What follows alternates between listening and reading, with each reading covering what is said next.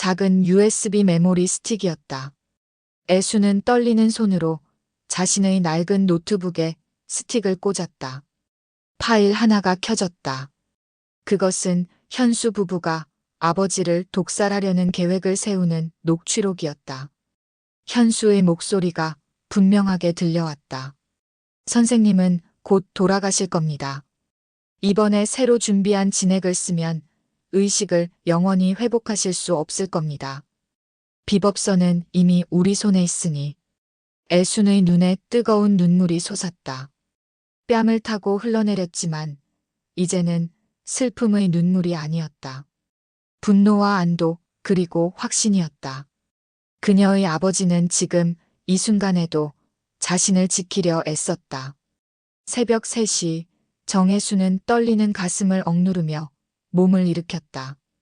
현수 부부는 깊은 잠에 빠졌을 시간이었다. 조용히 안채 화장실로 향했다. 오래된 한옥의 마루는 걸을 때마다 삐걱거리는 소리를 냈다. 애수는 발 뒤꿈치를 들고 살금살금 걸었다. 주방 쪽 CCTV는 꺼져 있었지만 복도 중앙의 센서 등이 혹시라도 반응할까봐 온몸의 신경이 곤두섰다. 화장실 안에 들어섰다. 천장은 낡은 플라스틱 재질의 환풍기 커버로 덮여 있었다. 낮은 수납장 위에 올라서서 손을 뻗어 환풍기 커버를 조심스럽게 잡았다. 먼지가 풀풀 날렸다. 습기와 먼지가 가득한 그곳에 작은 나무 상자 하나가 놓여 있었다. 이성민 명장이 자신의 마지막 비밀을 숨겨둔 나무 상자였다. 한 달 전 떡집을 운영하는 장혜순 씨는 하나뿐인 딸의 유학비와 인상된 가게 임대료를 벌기 위해 간병과 요리 보조 일을 시작하게 되었다. 떡집 아줌마 정혜순 1. 명장과의 첫 만남과 묵은 장맛의 기억. 정혜순은 가방 끈을 고쳐매며 깊은 숨을 들이쉬었다. 60이 넘은 나이에도 등은 곧게 펴져 있었지만 무거운 마음까지 숨길 수는 없었다. 서울 성북동. 높다란 돌담이 그녀의 작은 어깨를 짓눌렀다. 애수는 30년 넘게 작은 전통 떡집을 운영해왔다. 맵시 좋게 빚은 인절미와 시루떡은 동네에서 알아주는 맛이었다. 하지만 세월은 정직한 노동만으로는 막을 수 없는 파도를 몰고 왔다. 임대료는 감당할 수 없을 만큼 올랐고 무엇보다 하나뿐인 딸 민지가 외국에서 건축 공부를 하려면 많은 학자금이 필요했다. 딸에게는 걱정하지 말라고 했다. 이 나이에 무슨 일을 하겠느냐는 주변의 만류도 귀에 들어오지 않았다. 애순에게 딸은 삶의 전부였다. 그 절박함이 그녀를 이곳 대한민국 최고의 궁중요리 명장 이성민의 저택으로 이끌었다. 고액의 간병 및 요리 보조 자리였다.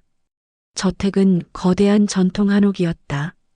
몇 개의 문을 지나는 동안 애수는 자신의 초라함과 이 공간의 엄숙함 사이에 존재하는 거리를 느꼈다. 현수와 그의 아내가 그녀를 맞았다. 현수는 명장의 수제자이자 양아들이었다.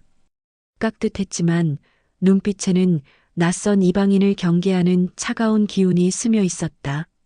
선생님께서는 지금 깊은 잠에 드신 상태입니다. 정 여사님은 조용히 선생님 수발만 드시면 됩니다. 며느리 선영의 목소리는 절제되어 있었지만 어딘가 명령조였다. 애수는 고개를 숙였다. 네, 알겠습니다. 명장이 계신 안채로 들어갔다. 창호지 문을 통해 들어오는 빛이 희미했다. 침상에 누워있는 명장의 얼굴은 고요했다. 70대 후반의 나이, 평온해 보이는 얼굴에는 세월의 흔적과 함께 깊은 고독이 드리워져 있었다. 애수는 명장의 곁에 조심스럽게 앉았다. 그리고 무심코 명장의 왼손을 보았다. 순간 심장이 철렁 내려앉았다. 약지에 작은 흉터가 있었다. 어릴 적 엿장수에게 엿을 사려다 아버지가 실수로 엿가위에 손가락을 다쳤던 바로 그 자리였다. 40년 전 갑자기 사라져버린 아버지. 수많은 날을 잊으려 애썼지만 어머니에게 버림받고 홀로 세상에 남겨진 7살의 기억은 선명했다. 그때 아버지가 해주던 음식, 장마까지도. 애수는 숨을 멈췄다. 그럴 리가 없다고 생각했다. 이성민 명장은 너무나 유명한 분이었다. 자신의 아버지는 변두리의 가난한 요리사였을 뿐이다. 하지만 떨리는 손으로 명장의 손을 감싸쥐었다. 아이고, 선생님. 편안히 계세요. 애수는 조용히 속삭였다. 눈에 물기가 살짝 고였지만 곧 절제된 표정으로 돌아왔다. 여기서 감정을 드러내면 안 되는 일이었다. 그날 오후 애수는 명장에게 올릴 죽을 준비하다가 식재료 창고를 지나게 되었다. 창고 안쪽에는 먼지가 잔뜩 낀 오래된 항아리들과 함께 지프로 엮은 메주 덩이들이 높이 쌓여 있었다. 문이 열리는 순간 묵직하고 깊은 냄새가 애순의 코를 강타했다. 단순한 장 냄새가 아니었다. 그것은 세월과 정성이 버무려진 삶의 고통과 단맛이 응축된 맛이었다. 아버지. 애수는 무의식적으로 중얼거렸다. 이 냄새, 이 묵은 장맛은 40년 전 자신의 아버지가 몰래 숨겨두고 아껴 먹던 그 맛과 너무나도 똑같았다. 단순한 우연이라고 치부하기 어려웠다. 명장의 손에 새겨진 흉터와 이 묵은 장맛. 두 개의 조각이 그녀의 뇌리를 파고들기 시작했다. 뒤에서 현수의 목소리가 들려왔다.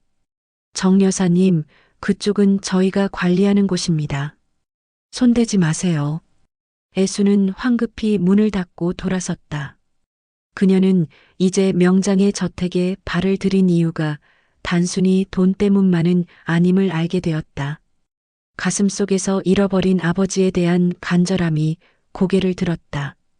애수는 묵묵히 명장의 안채로 돌아왔다. 그녀의 시선은 침상 위의 명장과 집안을 감도는 싸늘한 시선들 사이를 오갔다. 이 가짜 후계자의 압박과 미각의 방어. 명장 이성민의 저택에 머문 지 열흘이 지났다. 정혜수는 더 이상 단순한 가사 도우미가 아니었다. 침상에 누운 명장을 향할 때마다 그녀의 눈빛은 미세하게 흔들렸다. 매일 아침 명장의 손가락에 난 작은 흉터를 만져보았다. 희미한 증거였지만 그녀의 마음속에서는 확실한 연결고리가 되었다. 애수는 아버지를 대하듯 명장에게 정성을 다했다. 미지근한 물수건으로 손발을 닦아드리고 마른 입술에 물을 묻혀주었다. 작은 정성이었다. 그러나 이러한 미세한 변화를 가장 예민하게 감지한 것은 현수 부부였다. 그들은 애순의 헌신이 돈 때문이 아닐 수 있다는 불길한 예감을 느꼈다. 현수 부부는 명장의 무형문화재 지위와 전통장 제조 비법서를 확정 짓는데 촉각을 곤두세우고 있었다. 명장의 의식이 돌아오는 것은 그들에게 가장 큰 위협이었다. 정 여사님, 선생님께 드리는 식단은 제가 직접 짠 것입니다. 임의로 바꾸지 마십시오. 어느 날 현수가 애순에게 차갑게 일러주었다. 네, 현수 도련님. 저는 그저 선생님께서 기운을 차리시길 바랄 뿐입니다. 애순이 공손하게 대답했다. 현수를 대할 때마다 가슴이 조여왔다. 현수가 매번 명장에게 올리는 값비싼 한약재를 직접 확인하고 간혹 보이지 않는 액체를 첨가하는 듯한 모습을 몇 번 목격했기 때문이다. 애수는 문제를 해결하기 위해 조용히 증거를 찾기 시작했다. 그녀의 유일한 무기는 30년간 떡집을 운영하며 단련된 예민한 미각이었다. 떡의 아주 미세한 맛 변화도 놓치지 않는 그 감각이었다. 어느 날 저녁이었다. 애수는 명장에게 올릴 죽에 현수가 방금 넣고 간 한약재 한 방울을 몰래 혀끝에 찍어 맛보았다. 고급 한약재 특유의 씁쓸함 뒤에 미세하지만 섬뜩할 정도로 부자연스러운 금속성 쓴맛이 감돌았다. 극도로 희석된 독성 약물이 섞였을 가능성이 컸다. 손이 떨렸다. 이대로 두면 안 되는 일이었다. 다음 날 현수의 아내 선영이 애순을 별도로 불렀다. 그녀의 표정은 친절함을 가장한 날카로움이었다. 정 여사님, 솔직히 여사님이 처한 사정에 대해 잘 알고 있습니다. 떡집 임대료 문제며 따님 유학 문제까지 말입니다. 선영은 애순의 아픈 곳을 콕콕 찔렀다. 애순의 얼굴이 화끈 달아올랐다. 무슨 말씀을 하시는지. 저희가 여사님을 고용한 이유는 순전히 선생님께 해가 되지 않는 안전한 사람이었기 때문입니다. 하지만 요즘 태도를 보면 혹시 선생님의 지위나 재산에 관심을 두는 것 같아 보여요. 저희는 곧 선생님의 후계자가 될 예정이에요. 여사님이 이 집에서 편안히 일하시려면 불필요한 호기심은 접으시죠. 선영은 테이블 위에 두둑한 봉투를 밀어놓았다. 이건 보너스인데 앞으로 한 달치 급여도 더 있고요. 저희가 시키는 대로만 하세요. 안 그러면 여사님의 떡집도 따님의 유학도 어려워질 수 있습니다. 애수는 손이 떨렸다. 돈 봉투를 만지지도 않고 차분하게 말했다. 저는 그저 병든 어르신께 정성을 다할 뿐입니다. 그런 의심은 거두어 주십시오. 하지만 현수 부부의 압박은 그치지 않았다. 그들은 애순이 명장에게 음식을 먹이는 모든 과정을 카메라로 녹화했다. 그녀의 일거수일투족을 감시했다. 애순은 빚을 갚고 딸을 뒷바라지해야 하는 현실과 눈앞에서 아버지가 독살당할 위기에 처한 상황 사이에서 깊은 고뇌에 빠졌다. 내 딸의 미래를 위해 이 폐륜을 눈감아야 하는가? 아니면 모든 것을 잃더라도 아버지를 지켜야 하는가? 저녁 식사 후 안채 마루에 앉아 깊은 한숨을 내쉬었다. 그때 저택 외곽을 순찰하던 경비원 최만식이 그녀의 옆을 지나며 아주 작게 속삭였다. 정 여사님, 힘내세요, 화이팅.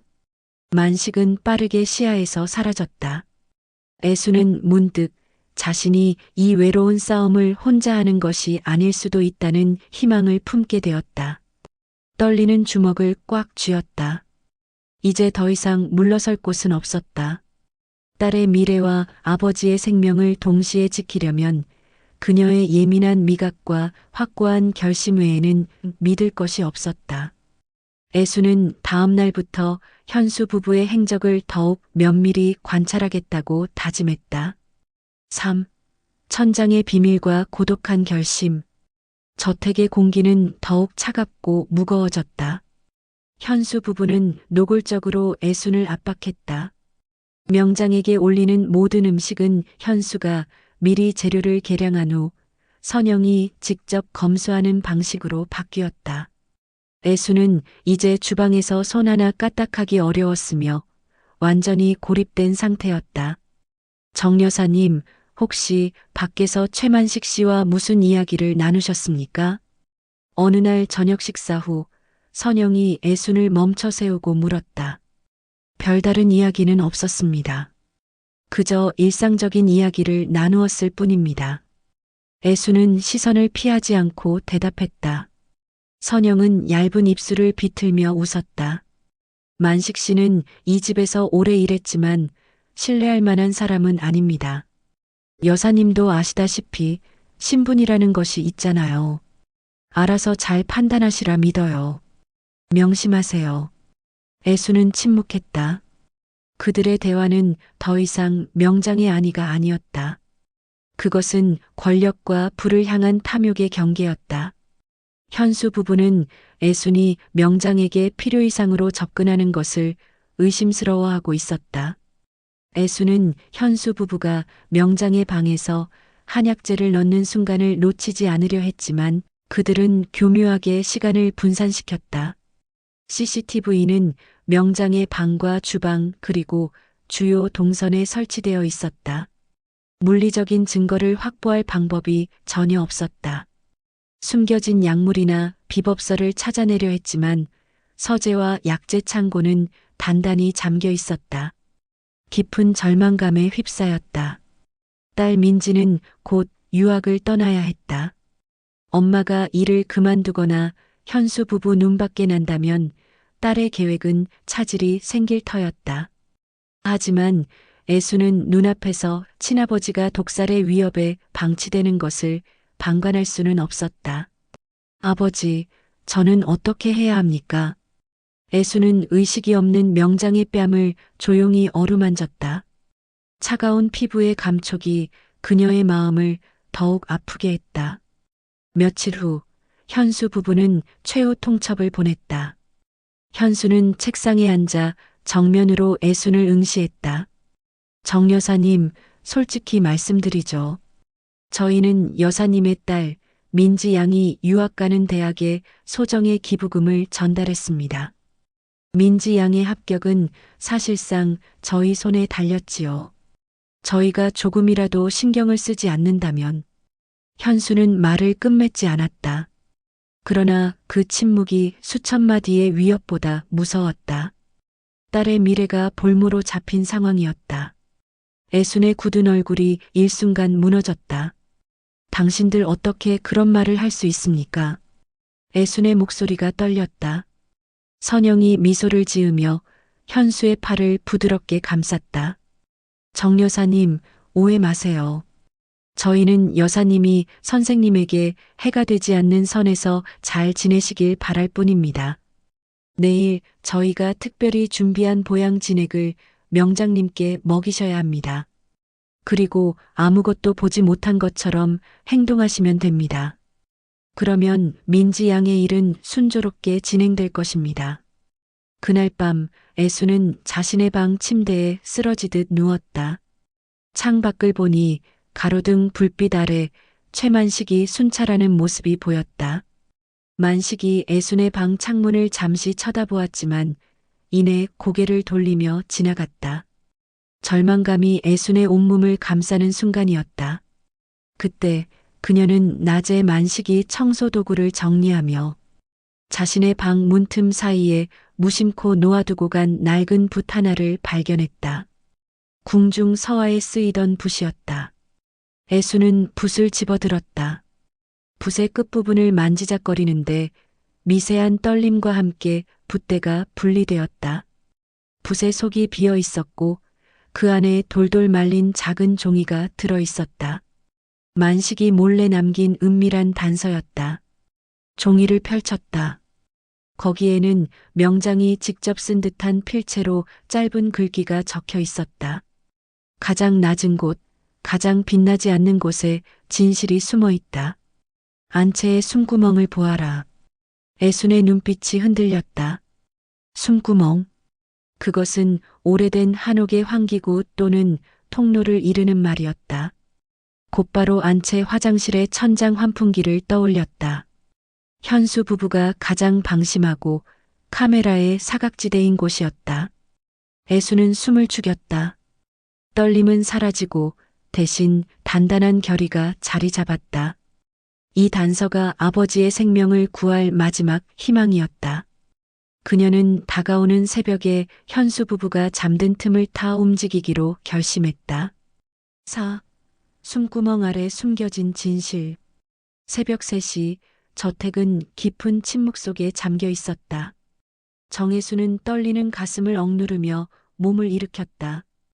현수 부부는 깊은 잠에 빠졌을 시간이었다. 어젯밤 만식에게 받은 단서, 안채의 숨구멍이 머릿속을 떠나지 않았다. 애수는 방을 나서기 전 딸 민지의 사진을 오래도록 바라보았다. 딸의 미래가 탐욕스러운 이들에게 볼모로 잡힌 현실이 너무나 아팠다. 하지만 이대로 포기할 수는 없었다. 아버지의 생명과 딸의 명예를 지키겠다는 굳은 의지가 온몸에 강한 힘을 불어넣었다. 조용히 안채의 화장실로 향했다. 오래된 한옥의 마루는 걸을 때마다 삐걱거리는 소리를 냈다. 애수는 발 뒤꿈치를 들고 조심스럽게 걸었다. 주방 쪽 CCTV는 꺼져 있었지만 복도 중앙의 센서 등이 혹시라도 반응할까봐 온몸이 굳어졌다. 화장실 안에 들어섰다. 천장은 낡은 플라스틱 재질의 환풍기 커버로 덮여 있었다. 낮은 수납장 위에 올라서서 손을 뻗어 환풍기 커버를 조심스럽게 잡았다. 먼지가 풀풀 날렸다. 그때 저택 밖에서 미세한 소음이 들려왔다. 만식이 예정된 대로 동쪽 담장에 이상이 있다며 순찰을 강화하는 소리였다. 현수의 방에 설치된 보안 알림이 울려 퍼졌지만 현수가 잠시 후 알림을 끄는 소리도 들려왔다. 괜찮아. 만식 씨가 시간을 벌어주고 있어. 애수는 속으로 되뇌었다. 커버를 열자 낡은 천장 속에 검은 공간이 드러났다. 습기와 먼지가 가득한 그곳, 눈높이보다 약간 높은 곳에 작은 나무 상자 하나가 놓여 있었다. 이성민 명장이 자신의 마지막 비밀을 숨겨둔 가장 낮고 빛나지 않는 곳이었다. 애수는 숨을 멈추고 상자를 꺼냈다. 상자는 묵직했다. 손이 미끄러질까 두려워 양팔로 상자를 끌어안았다. 그리고는 다시 조용히 내려와 방으로 돌아왔다. 이 모든 과정은 10분도 채 걸리지 않았다. 방에 도착한 애수는 조심스럽게 상자를 열었다. 상자 안에는 2개의 내용물이 들어 있었다. 첫 번째는 얇은 한지의 붓글씨로 쓰인 궁중, 장비법서 원본이었다. 현수 부부가 찾던 바로 그것이었다. 현수 부부의 손에 있던 것은 사본이었다. 두 번째 내용물은 작은 USB 메모리 스틱이었다. 애수는 떨리는 손으로 자신의 낡은 노트북에 스틱을 꽂았다. 파일 하나가 켜졌다. 그것은 현수 부부가 명장을 독살하려는 계획을 세우는 녹취록이었다. 현수의 목소리가 분명하게 들려왔다. 선생님은 곧 돌아가실 겁니다. 이번에 새로 준비한 진액을 쓰면 의식을 영원히 회복하실 수 없을 겁니다. 비법서는 이미 우리 손에 있으니. 애순의 눈에 뜨거운 눈물이 솟았다. 뺨을 타고 흘러내렸지만 이제는 슬픔의 눈물이 아니었다. 분노와 안도 그리고 확신이었다. 그녀의 아버지는 지금 이 순간에도 자신을 지키려 애썼다. 그리고 그녀는 마침내 그 노력에 응답했다. 새벽녘 동이 트기 시작할 무렵 애수는 저택의 외곽 담장 근처에서 순찰을 마치고 돌아오는 만식을 조용히 기다렸다. 만식 씨. 만식은 깜짝 놀라 애순을 바라보았다. 그녀의 손에는 증거가 담긴 상자가 들려 있었다. 찾으셨군요. 만식이 조용히 미소 지었다. 애수는 고개를 숙이며 눈물을 애써 참았다. 선생님께서 저를 믿으셨습니다. 그리고 만식 씨도 저를 믿어주셨어요. 정말 고맙습니다. 만식은 애순의 어깨를 가볍게 두드려 주었다. 선생님께서는 진작 아셨습니다. 진짜 맛을 아는 것은 바로 따님의 미각뿐이라는 것을요. 저는 그저 선생님의 유지를 따른 것뿐입니다. 이제 진정한 후계자께서 이 집의 평화를 되찾으실 겁니다. 따님 생각만 하십시오. 애수는 든든한 조력자 덕분에 절망의 수렁에서 벗어났다. 이제 현수 부부의 마지막 도발을 기다릴 차례다. 승리의 단서를 손에 쥐었지만 최종적인 승리는 내일의 마지막 대결에 달려 있었다. 그녀는 아버지의 생명을 지키고 딸의 미래를 되찾겠다는 새로운 희망을 품고 아침을 맞이했다. 40년 만의 재회와 새로운 계승. 다음 날 아침 저택에는 팽팽한 긴장감이 흘렀다. 현수 부부는 승리를 확신한 듯 여유로운 미소를 짓고 있었다. 그들은 간밤에 애순이 벌였던 일에 대해 꿈에도 상상하지 못했다. 그들의 계획은 오늘 명장에게 보양 진액을 먹이고 모든 것을 마무리하는 것이었다. 선영이 작은 노쇠쟁반을 내밀었다. 그 위에는 진한 갈색의 진액이 담긴 잔이 놓여 있었다. 정 여사님, 이것을 선생님께 드리고 짐 정리하세요. 저희가 보내드릴게요. 선영의 목소리는 여전히 친절했지만 그 안에는 싸늘한 오만이 가득했다. 애수는 쟁반을 받았다. 묵직한 잔을 드는 손은 이제 더 이상 떨리지 않았다. 고개를 들어 현수 부부를 정면으로 응시했다. 제가 먼저 맛보겠습니다. 애순이 잔을 입술로 가져갔다. 현수 부부의 얼굴에 당혹감이 스쳤다. 애순은 한 모금 마신 후 잔을 내려놓았다. 그녀의 날카로운 미각은 진액 속에 숨겨진 씁쓸하고 명장에게 치명적인 해를 줄 수 있는 성분이 들어있다는 것을 감지했다. 이것은 선생님을 위한 약이 아닙니다. 무언가 좋지 않은 다른 것이 섞여 있군요. 애순이 담담하게 말했다. 현수는 걷잡을 수 없이 당황했다. 무슨 헛소리입니까? 당장 경찰에 신고할 겁니다. 신고는 제가 먼저 했습니다. 애수는 품속에서 작은 USB 메모리 스틱을 꺼내 테이블 위에 놓았다. 이어서 어젯밤 천장에서 찾아낸 궁중, 장비법서, 원본을 펼쳐 보였다. 이것이 진짜입니다. 그리고 이 녹취록은 그동안 당신들이 명장님에게 위해를 가하려고 한 명백한 증거입니다. 현수는 분노에 차서 달려들었지만 이미 만식의 사전 연락을 받고 저택 외곽에 대기하고 있던 경찰들이 문을 열고 들어섰다. 현수 부부는 살인 미수 및 비법서 탈취 혐의로 현장에서 긴급 체포되었다. 그들의 탐욕과 패륜은 가장 비참한 결말을 맞이했다. 모든 소동이 정리된 후 저택에는 평화가 찾아왔으며 애수는 아버지의 곁을 지키며 간병에 전념했다. 며칠 후 침묵 속에 잠겨있던 명장 이성민이 가늘게 눈을 떴다. 애순아. 명장의 입에서 나온 첫 마디였다. 40년 동안 가슴에 묻었던 딸의 이름이었다. 애수는 참았던 울음을 터뜨렸다. 아버지, 저 왔어요. 부녀는 40년의 세월을 뛰어넘어 다시 만났다. 명장은 긴 침묵 끝에 애순을 떠나야 했던 과거를 짧게 고백했다. 내 어미에게 빚을 지고 비법을 지키려 험한 세상에 숨어 살았다. 내가 어릴 적 장독대에서 맛봤던 그 묵은 장이 내가 너에게 남긴 마지막 흔적이었다. 애수는 아버지의 따뜻한 손을 잡았다. 원망은 사라지고 오직 사랑과 긍지만이 남았다. 건강을 회복한 명장은 언론과 지인들을 모아 공식적인 자리를 마련했다. 명장은 애순을 자신의 정식 후계자로 선언했다. 나의 비법은 종이에 적힌 글자가 아니었습니다. 그것은 세월을 읽는 미각이며 정성을 아는 마음입니다. 내 딸 애순이 묵은 장맛을 기억하고 독의 쓴맛을 가려낸 이 아이야말로 이 가문의 진정한 계승자입니다. 애수는 명장의 곁에 섰다. 떡집을 운영하던 평범한 어머니에서 궁중 요리의 전통을 잇는 명장으로 거듭나는 순간이었다. 그녀의 빚 문제는 명장의 도움으로 해결되었고 딸 민지 역시 안정적으로 유학길에 오르게 되었다. 애수는 이성민 명장의 궁중 요리 비법과 자신의 떡집 인생에서 얻은 소박하지만 깊은 지혜를 결합하기 시작했다.